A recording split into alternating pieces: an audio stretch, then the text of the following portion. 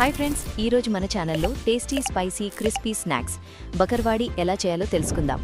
Friends, ముందుగా కావాల్సిన ingredients గోధుమ పిండి, శనగపిండి, పంచదార, ధనియాలు, చింతపండు, నువ్వు పప్పు, జీరా, వాము, సాల్ట్, కారం, ఆయిల్, వాటర్.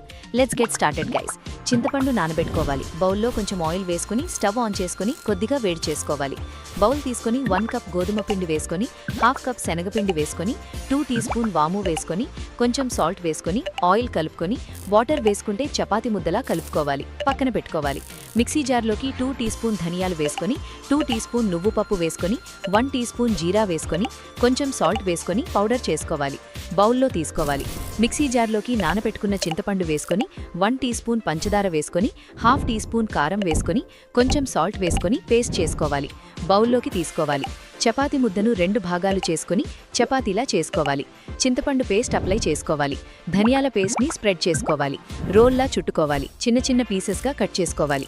ప్లేట్లో పెట్టుకోవాలి. స్టవ్ ఆన్ చేసి ప్యాన్ పెట్టుకొని డీప్ ఫ్రైకి సరిపోయినంత ఆయిల్ వేసుకుని హీట్ ఎక్కిన తర్వాత ఒక్కొక్కటిగా వేసుకోవాలి. గోల్డెన్ కలర్ వచ్చే వరకు ఫ్రై చేసుకోవాలి. ప్లేట్లోకి తీసుకోవాలి.